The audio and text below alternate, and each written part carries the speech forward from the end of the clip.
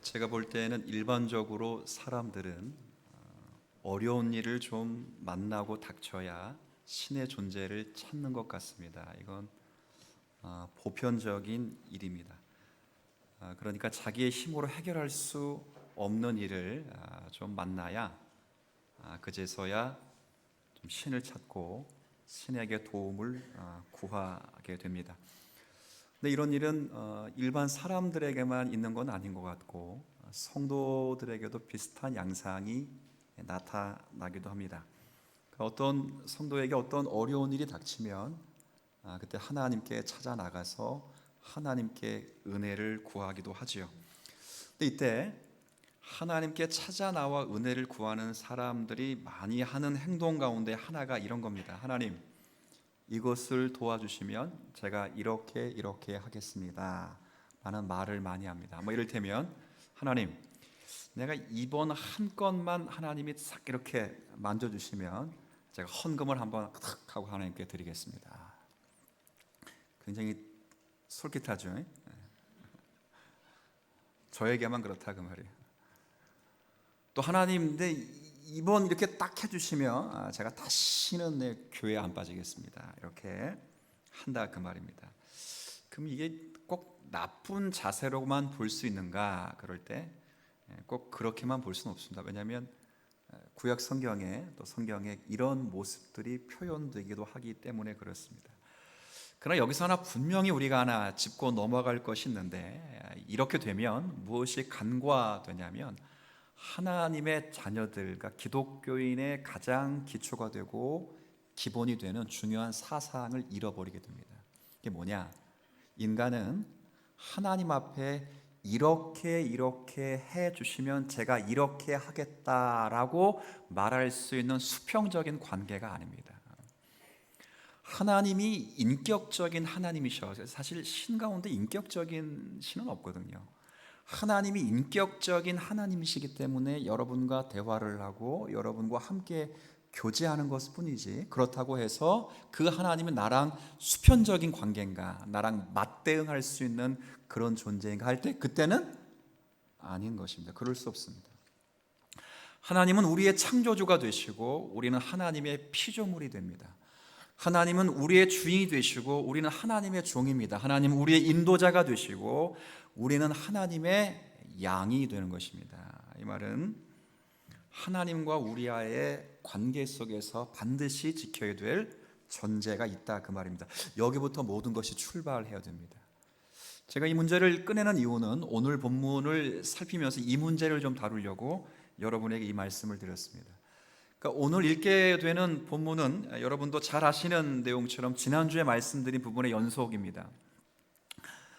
그러니까 야곱이 형 에서의 진노를 피해 외가로 도망가는 중에 하나님을 만났습니다. 만나고 하나님께서 그에게 하나님의 약속을 선언하시는 내용이었습니다. 그 약속은 크게 두 가지예요. 하나는 굉장히 원대하고 포괄적인 약속인데 이 약속은 이미 아브라함에게 약속하신 약속이고, 또 하나는 야곱 개인에게 주신 개인적이고 현실적인 약속이었습니다.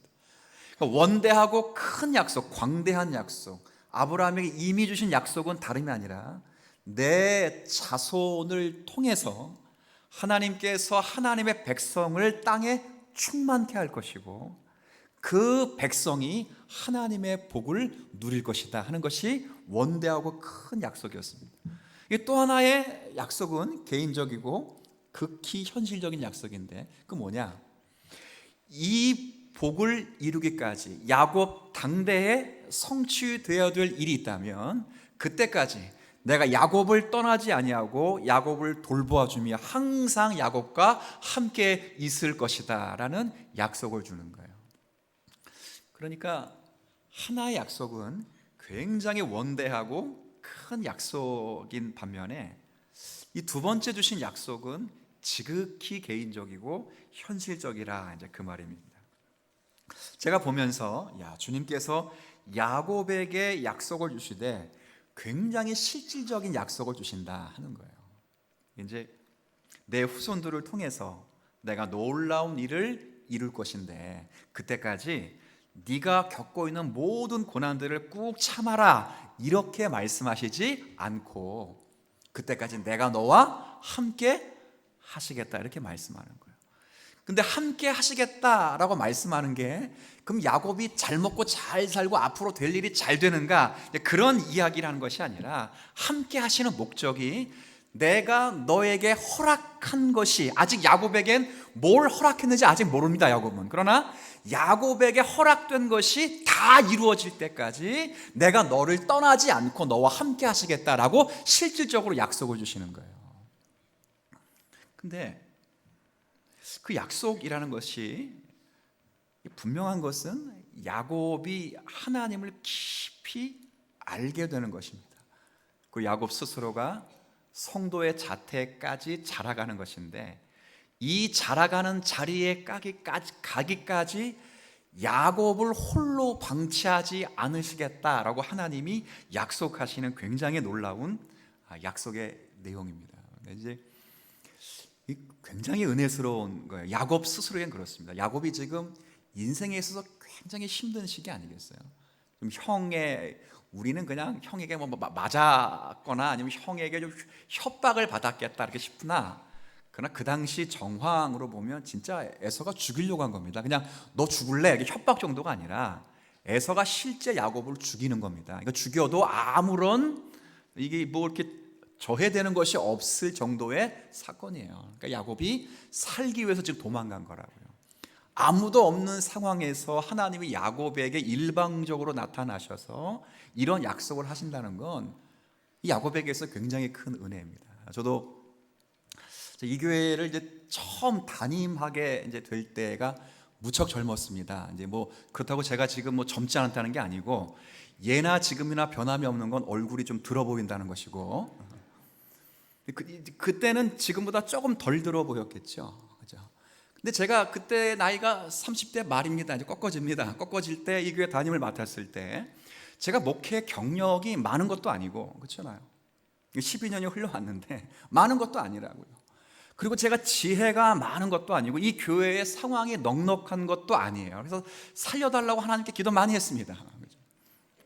근데 그때마다 하나님이 늘 주시는 말씀이 뭐냐면 이 교회의 머리는 이게 사람이 아니고 그리스도 예수이시고 이 그리스도 예수께서 이 교회를 자라가게 하시고 성장케 하시고 교회를 통해 영광을 받을 텐데 네가 어디까지 인도할지는 모르느나 네가 완성할 것은 아니니 다만 네가 인도하는 그 자리에까지 내가 항상 너와 함께 하실 것이다. 얼마나 은혜가 되는지 모르겠어요. 제가 뭐 10년을 목회하든 20년을 목회하든 그건 주님의 몫이고 목회하는 그 순간까지는 이 교회의 머리이시며 임마누엘의 주님이 나와 함께 하신다니 제가 힘이 나겠어 안 나겠어요? 그렇죠. 여러분이 함께 한다는 것도 힘이 날 텐데 그렇죠? 아내가 저와 함께 한다면 좀 두렵지만 장로님들이 목사님 함께 할게요 그럼 얼마나 제가 힘이 나겠어요? 또 이 얘기를 왜 꺼냈지? 근데 주님이 함께 하시는 건 얼마나 큰 힘이 되겠습니까? 야곱이 지금요 목숨을 잃을 자리에 도망가고 있다고요. 제가 어제도 지난주에 말씀드렸지만 야곱은 지금 하나님 만나라고 기도했어요 안 했어요? 한 번도 안 했다. 이 양반은 기도를 해본 적이 없어요. 모태신앙인데 하나님을 찾아본 적이 없다고요. 근데 하나님이 찾아오셔서 말씀하는 거예요. 인생의 가장 불투명한 순간에 그에게 약속을 확인시켜 주는 거예요. 자, 굉장히 그러면 이제 오늘 살피게 될 주제입니다. 이런 영광스럽고 가슴 벅찬 하나님의 약속에 대해서 야곱이 어떤 반응을 보였는가? 이제 오늘 제가 여러분에게 말씀드린 게 바로 이 부분이에요. 자, 일단 신앙은 있어 보입니다. 처음 반응 괜찮아요. 오늘 본문은 아니지만 17절 우리 지난주에 읽었던 것 17절 앞부분 제가 읽을게요. 자, 17절 앞부분에 이에 두려워하여 이르되 두렵도다. 지금 야곱이 지금 하나님의 음성을 듣고 처음 보인 게 무슨 반응이에요? 두려웠어요. 여기서 두렵다는 건 절 보세요. 네. 여기서 두렵다는 것은 공포스럽다고 무섭다는 게 아니에요. 하나님을 경외하는 마음이 여기서 비로소 이제 처음 들었어요. 그러니까 아버지로부터 하나님의 얘기 대해서 들었어, 안 들었어? 이 친구가 수없이 많이 들었는데 지식으로 알고 있던 하나님이 자기 인생에 개입하시며 찾아오시며 인격적으로 만나 주신다는 것을 지금 비로소 야곱이 깨달았고, 하나님이 지금 여기에 계신다는 걸 비로소 깨달아 느낀 느낌, 난생 처음으로 하나님 앞에 뭘 가졌다고? 지금 경외심을 가졌다고. 경외심. 이때 나이가 몇 살이었을까요? 그렇죠. 자, 물어봅시다. 야곱은 무슨 신앙이에요? 네 글자로 모태신앙. 자, 모태신앙인데 여기 좀 처음 만나는 거예요. 이때 나이가 몇 살일까요? 네, 일부 설교 들으신 분 크게. 그렇지요. 77에 77, 77세라고. 놀래지도 않네. 여러분, 저는 모태신앙이 아니어서 부모님이 그런 기도 안 하셨을 텐데 전 지금도 그런 기도해요. 주님, 우리 자녀들이 목사의 집안으로 태어나서 듣는 게 하나님 이야기인데, 하나님 듣는 것으로 아는 것이 아니라 지식으로 머물러 계신 하나님 아니라 하나님 그에게 인격적으로 만나 주셔서 그의 삶에 간섭해 주셔서 그에게 두려움이 생기게 하여 주옵소서. 이렇게 기도하거든요. 몇 년 걸렸어요? 77년 걸렸다고. 77년. 이삭 아버지가 기도했을까 안 기도했을까? 무진장 기도했죠. 약삭빠른 야곱은 순응하지 않아요. 절체절명의 위기 속에서 하나님이 야곱을 찾아와 주시는 거예요. 여기까지는 좋아요. 근데 문제는 이제 그 다음을 제가 읽겠습니다. 오늘 보면 20절부터인데 여러분 같이 읽으세요. 그러면 22절까지 같이 읽으면 돼요. 일단 제가 먼저 읽을게요. 야곱이 서원하여 이르되, 서원합니다. 우리 성경에 빠졌는데 모든 번역 성경의 원문에 들어가서 만약이라는 게 들어가요. 만약. 근데 우리 성경에 빠졌어요. 빠졌지만 의미적으로는 만약이로 되어 있어요. 만약. 함께 읽습니다. 시작. 하나님이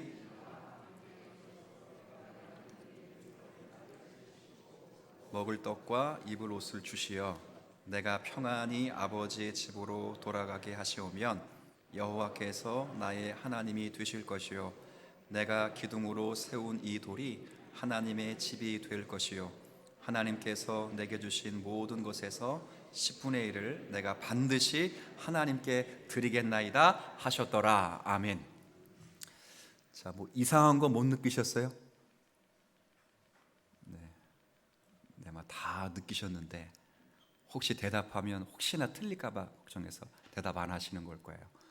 뭐 느꼈냐면 우리 지난주 읽었던 13절에 15절부터의 말씀, 하나님의 약속은 조건이 없었어요. Unconditional promise, 무조건적인 약속이에요. 하나님이 해 주시겠다는 약속. 근데 오늘 본문에 보면 그 무조건적 약속이 어떤 약속으로 바뀌어요? 조건적인 약속으로 바뀌어요. 조건적인 협상으로 바뀌어요. 무슨 말이에요? 하나님이 이렇게 해 주시면 하나님은 나의 하나님이 될 것이다. 이 말을 바꿔 말하면 하나님이 하는 것 봐서 하나님이 내 하나님이 될지 안 될지를 내가 지금 뭐 하겠다는 거예요? 결정하겠다는 거예요. 근데 하나님 약속은 지난주에 뭐였어요? 하나님이 너에게 반드시 너로 하여금 약속한 것을 성취하게 될 것이고 그때까지 내가 너를 떠나지 약속 선언하셨다고요. 근데 야곱은 그 약속을 받고 지금 하나님 앞에 뭘 하냐면 제안을 하는 거예요. 제안. 굉장히 이상한 장면입니다.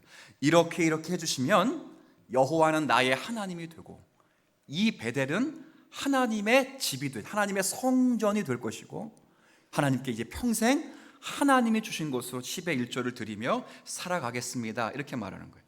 그러니까 어떤 거래를 하는 것처럼 하나님을 대하는 것입니다. 여기서 느끼는 게, 여기서 배우는 게 뭐냐? 이건 여기서 볼 수 있는 것은 인간이 가지고 있는 보편 종교성이라고 하는 거예요. 근데 이걸 기독교에 대입하면 하나님을 어떤 분이라고 생각하는 거냐면 일반 종교에서 기독교, 즉 신에 대해서 이야기할 땐 이런 거예요. 하나님은 믿는 사람들을 더 복스럽게 잘 살게 하고 혹시 믿는 사람들이 따르는 사람이 화를 당하면 경감시켜 주는 것이 신이 되어야 될 일이라 이렇게 생각을 하는 거예요. 그래서 지금 야곱도 뭐라고 하냐면 하나님이 내게 어떻게 해주시면 이렇게 해주시면 하나님을 내가 섬기겠습니다, 이렇게 돼가는 거거든요. 나에게 복을 주시면 하나님을 섬기겠습니다 라고 말을 한다고요.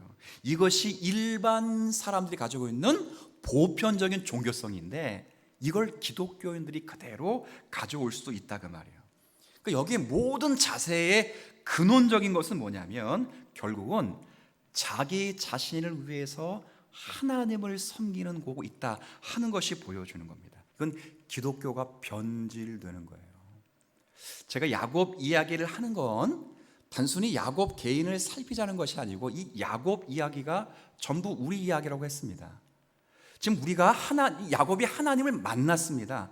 만났음에도 불구하고 그 두려움을 가지고 있음에도 불구하고 아직도 신앙적으로 성숙해야 될 부분이 있는데 그게 뭐냐? 지금까지 가지고 있던 하나님에 대한 개념을 다시 수정하고 보완해야 된다 그 말이에요. 그가 가지고 있는 하나님에 대한 개념은 일반 종교성과 별반 다르지 않다는 거야. 그게 뭐예요? 하나님을 믿는 목적이 뭐냐? 나를 위해서 믿는 거예요. 나를 위해서. 일반 종교회가 목적하는 종교의 관은 딱 두 가지예요. 그게 뭐냐? 개인의 삶을 윤택하게 하거나 사회를 공정하게 만드는, 그러니까 개인을 잘 살게 하든 사회를 잘 살게 하든 이게 일반 종교가 가지고 있는 종교성이에요. 꼭 나쁘다고 말할 수 없어요. 이것이 기독교인들에게 이렇게 하라고 요청을 하는 거예요. 기독교인들도 기독교라고 하는 종교가 결국 한 개인을 잘되게 하고 사회를 복되게 하는 것이 마치 기독교의 목적이라고 생각하도록 하는 거예요. 이게 꼭 나쁜 건 아니에요. 기독교 2000년 역사 가운데 교회가 잘 서고 하나님의 말씀 가운데 교회가 든든히 서면 그 사회는 항상 복되게 돼 있어요. 반면에 교회가 부흥하는데도 교회가 부패하고 썩고 교회가 하나님의 말씀대로 통치가 잘 되지 않으면 이 사회에 가난한 자는 여전히 생기고 부패하고 정의롭지 못해요. 그런데 잘 생각하셔야 될 것이 이것이 그럼에도 교회가 바르게 섰을 때에 개인과 사회에 영향을 미치는 것은 분명하지만 이 자체가 교회의 목적은 아닌 거예요. 사회를 정의롭게 하고 사회를 공의롭게 하는 것은 교회가 안 해도 사회 단체가 하고 정치가 할 수 있는 거예요. 자, 지금 이제 무슨 말씀을 드린지 아시겠어요? 빨리 끝내라 그 말이죠. 일부 때는 그래도 이해를 잘 하시는 분이 많았습니다. 여러분 더 잘하실 것으로 알고 그냥 밀어붙이렵니다. 이걸 기독교의 중요한 목적으로 생각하라고 만드는 거예요. 그런데 인간과 이 세상이 창조된 것, 성경의 관념으로 말하면 인간과 세상이 창조된 것은 하나님을 위하여 창조되고 하나님의 영광을 위해 창조된 것이에요. 성경이 말하는 기본적인 틀과 사상은 인간과 세상이 하나님을 위하여 창조됐다는 것과 하나님이 어떤 분이신가를 나타낼 수 유일한 기관은 교회와 성도밖에 없는 거예요. 그래서 교회와 성도는 세상을 정화시키거나 세상의 백성들의 삶을 윤택하는 것이 목적이 아니라 세상에 서 있는 기독교와 교회와 성도의 목적은 오직 하나님이 어떤 분이신가를 나타나는 데 목적이 있는 줄로 믿습니다.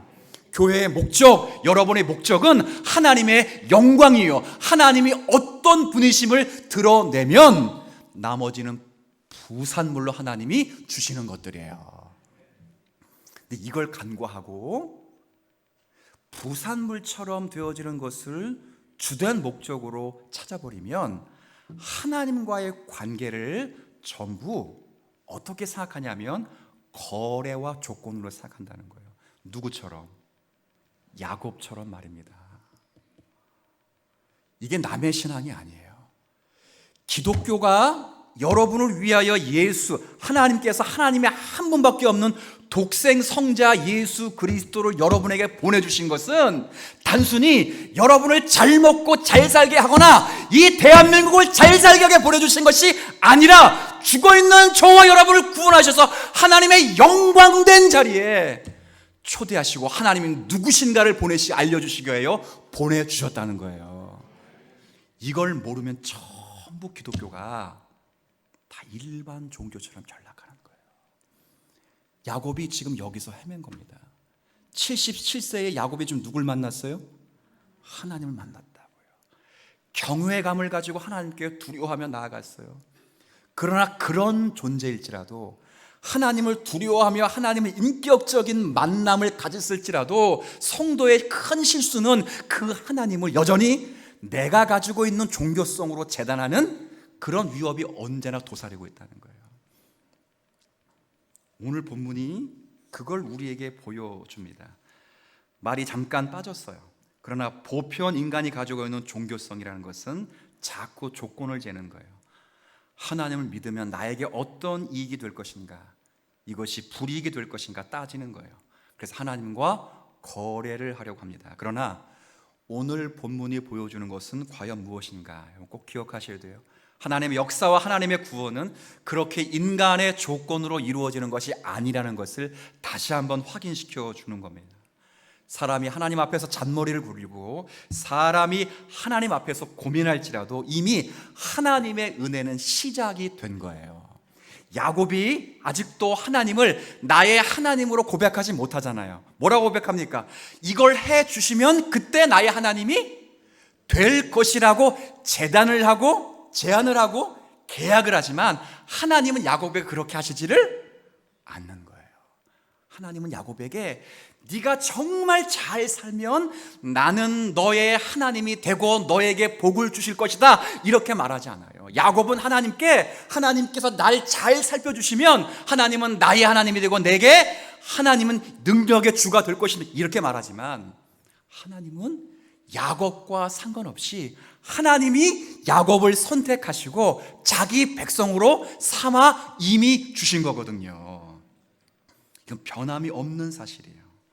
결국 그 간사한 마음을 하나님이 붙잡고 사로잡아 주셔서 하나님의 사람이 되게 하시는 겁니다. 그것이 보여주는 것이 하나님의 약속이에요. 제가 한번 다시 13절부터 15절을 여러분과 함께 읽어볼 텐데 지난주 읽었던 거예요. 13절 제가 먼저 읽고 같이 읽어달라면 같이 15절까지 읽으시면 돼요. 또 본즉 여호와께서 그 위에 서서 이르시되 시작 나는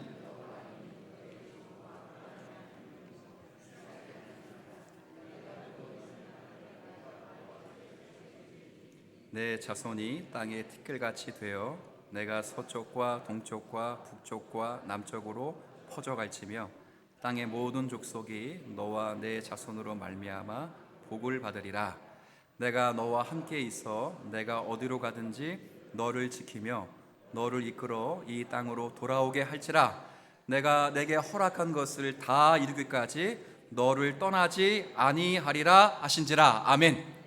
자, 여기에 하나님의 조건 되는 거 보셨어요?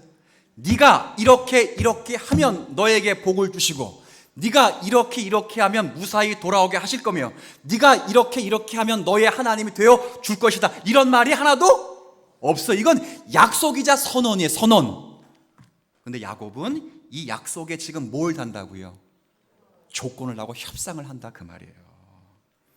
여러분 하나님은요 야곱을 자기 백성으로 이미 생각하고 계시고 그 백성 야곱을 통해서 하나님은 어떤 일을 이루고 계신다는 것을 미리 지금 보여주고 계시는 거예요. 이건 우리에게도 모두가 마찬가지입니다. 자, 지금부터 신약 성경을 만나볼 텐데 로마서 11장 한번 가볼까요?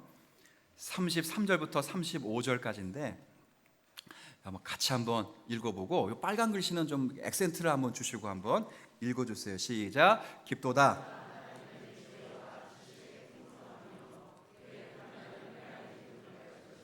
그의 길은 찾지 못할 것이로다. 누가 주의 마음을 알았으냐? 누가 그의 모사가 되었느냐?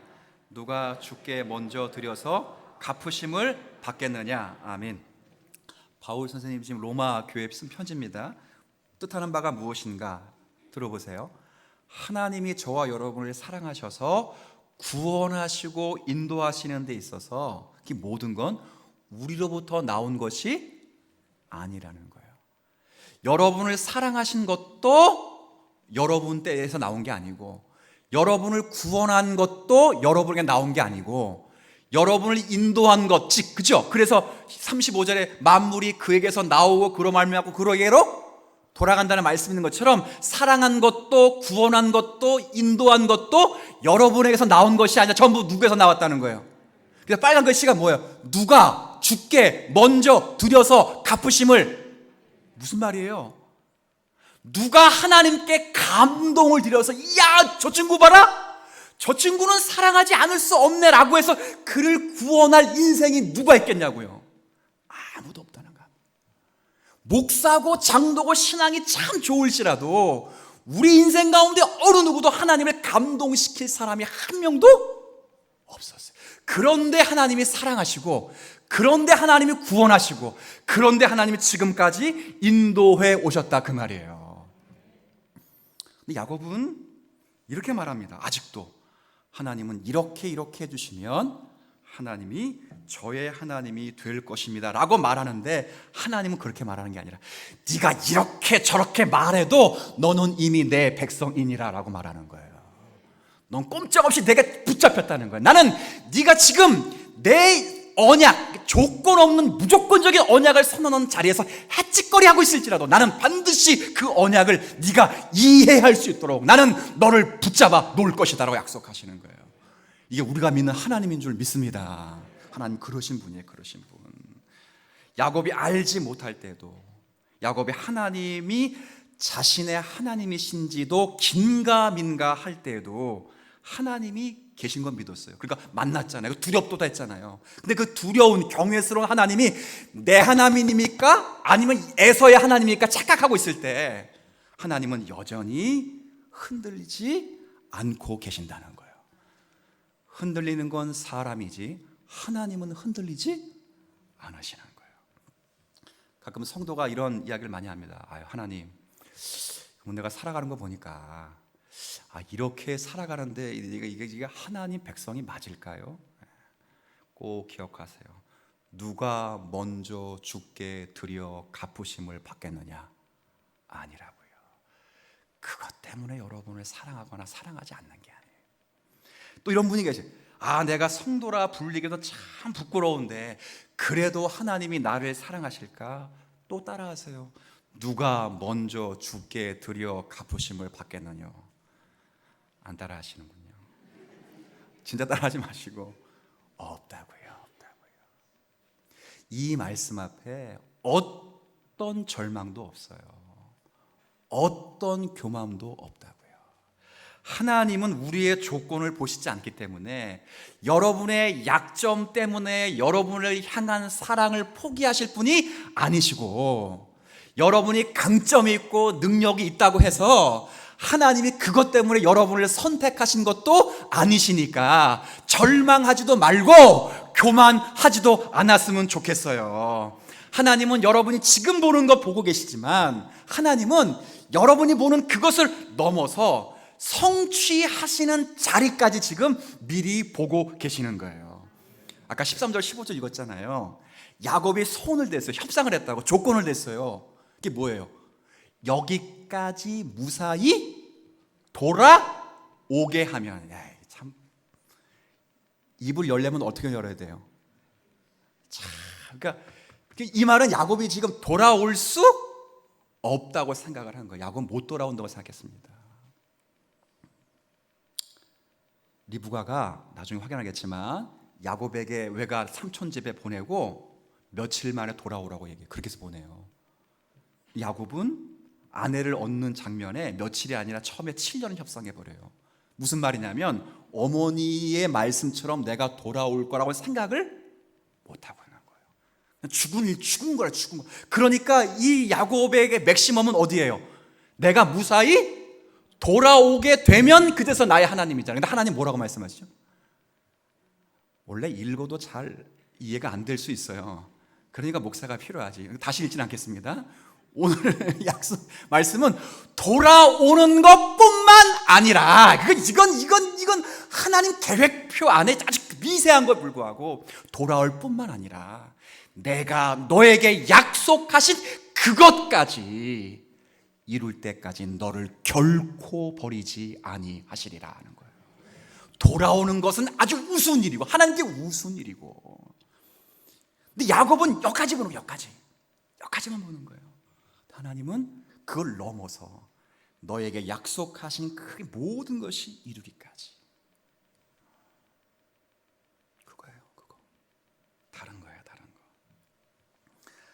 앞으로 야곱의 삶 속에서 일어날 모든 일들을 야곱 홀로 맡지 아니할 것이라는 거예요. 야곱과 함께 동행하실 것이라는 의미이자, 조부 아브라함이 마지막에 그랬던 것처럼 야곱도 하나님의 은혜 가운데 모든 역사가 성취될 것을 이야기하는 겁니다.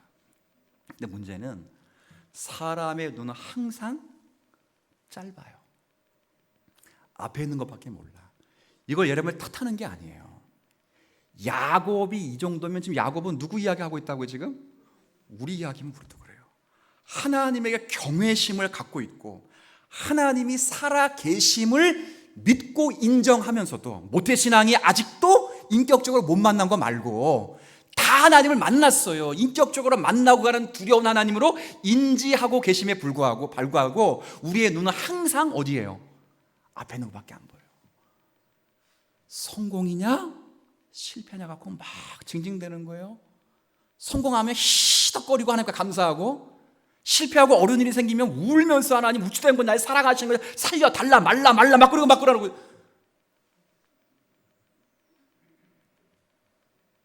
근데 하나님은 거기에 있지 않다고요. 그건 우리가 보는 자리에 엄청 괴롭죠. 엄청 괴롭지. 잘 되면 엄청 멋지지. 근데 하나님은 지금 거기에 계시지 않고 하나님의 눈은 이걸 넘어서, 우리가 볼 때는 성공과 실패지만 그 성공과 실패를 수단으로 사용해서 돌아오는 것까지를 다 포함해서 하나님은 그를 하나님의 백성된 자태를 풋낼 때까지 하나님이 그를 축복해 주시는 거예요. 이게 우리가 믿는 하나님이시라고요. 그러니 절망할 필요가 없어요. 하나님 왜 내 인생에 이거 책임져 주지 않냐고. 야 이놈아, 너 그것 때문에 우냐? 나는 그것보다 훨씬 크다는 거야. 야고보서 한번 읽어볼까요? 야고보서 1장 한번 봅시다. 야고보서 1장입니다. 자, 바쁘니까 우리 앞에 있는 거 볼게요. 1장 2절부터 4절 읽는 방식은 쭉 읽다가 빨간 글씨는 어떻게? 강조해서 읽어주세요. 시작.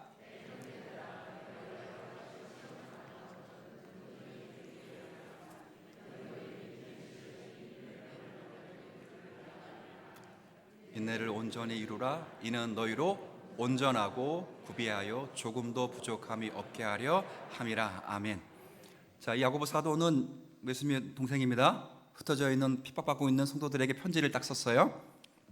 여기 보면 어떤 심한 시험을 만난 사람들에게 위로하는 말씀이에요. 여기 시험, 테스트라고 되어 있지만 박윤선 박사님은 이 시험을 시련이라고 번역하는 게 훨씬 순조로운 번역이라고 이렇게 말했어요. 시련이라고, 시련. 어떤 여러 가지 시련을 당하거든 온전히 어떻게 여기라고요? 여러분, 환난 만나고 시련 당하면 기뻐요, 안 기뻐요? 안 기쁘지. 누가 기쁘겠어? 근데 사도 야곱은 지금 기쁘게 여기라는 거예요. 근데 왜 기쁘게 여겨야 되느냐 라고 말할 때, 이거 잘 아멘 하지 마세요. 이거 잘 통과하면 하나님이 더 몇 배로 갚아주시기 때문에 기뻐하라는 게 아니고, 왜 그때 하래요? 이 시련을 통해서 이는 왜냐하면 너희로, 한 번 더 읽습니다. 시작. 온전하고 구비하여 조금도 부족함이 없게 하려 함이라. 뭐예요? 자, 무슨 말씀이냐면 성도가, 자 보세요. 모태신앙 야곱을 얘기 들었으니까 모태신앙 야곱 77년 만에 누구 만났어? 그래가지고 하나님 앞에 무슨 마음 가졌어요? 하나님 만나서 인격적으로 하나님 믿었어요. 이제 만났다고요. 그런데도 아직 뭐해? 부족해. 그 부족한 것을 하나님 뭘로 채우시냐? 시련이라는 걸 채우시겠다는 거예요. 하나님께서 성도가 예수를 믿어서 구원을 받고 성령이 임재하셔서 그 내적인 그 본성을, 성향을 변화시켜 줄지라도 여전히 성도는 부족하고 자라가야 된다는 거예요. 그 자라가는 자리에 이르기까지 하나님이 무엇을 가지고 성도를 자라게 하시는가? 시험과 시련을 가지고 자라게 하신다는 거예요. 그 일을 만나면 사람들은 거기서 일희일비하게 되겠지만 하나님 그의 눈을 들어 그 일을 통과함으로 그 사람을 하나님의 거룩한 백성으로 만들어 가시기 때문에 그런 시련을 당할지라도 뭐 하라고요? 기뻐하라는 거예요. 그래서 이번 4절까지 읽었죠. 5절은 제가 그냥 구두로 말하면 굉장히 유명한 말씀이에요. 5절에 뭐예요? 누구든지 지혜가 부족하거든 후히 주시고 꾸짖지 아니한 여호와께 구하라. 그리하면 반드시 주신다는 거예요. 이 지혜는 공부 잘하는 지혜가 아니에요. 시련을 만나게 될 때 주님 내 눈을 열어 이 시련에 고정되지 않게 하시고 이 시련을 주신 하나님께 목적을 두고 하나님이 이 시련을 통해 반드시 나를 온전하게 하실 줄로 믿고 선언하며 이기게 하여 주옵소서라는 지혜. 그 지혜를 받으면 능히 승리하는 거예요. 그리고 자라가는 거예요. 하나님 그런 하나님이십니다. 근데 우리는 눈이 항상 짧아요. 이걸 기억. 짧다는 것을 제가 탕망하는 게 아니에요. 짧을 수밖에 없다고요. 누구처럼? 야곱처럼 그럴 수밖에 없다는 거예요. 근데 그럼에도 하나님 그의 눈을 들어주시는 하나님이시라면 여러분이 우리의 생애 속에서 만나는 많은 즐거움이 있든 여기에 생애 속에 만나는 많은 시련들이 있든 그거로 인하여 잠깐 기뻐하거나 그거로 인하여 잠깐 절망하지 마시고 눈을 드세요. 하나님이 이 일을 통해서 나를 어떻게 경륜해 가실 것인가에 대해서 눈을 드시고 그 하나님이 나의 하나님이 되실까 안 되실까 고민하지 말고 야곱의 말씀을 살폈으니까 그 하나님이 나의 하나님인 줄 믿고 하나님이 하실 줄 믿습니다고 선언하면 여러분이 승리하시고 여러분이 성장하실 것으로 저는 확신합니다. 이 말씀이 여러분과 저의 말씀이 되기를 주의 이름으로 축복을 드립니다. 하나님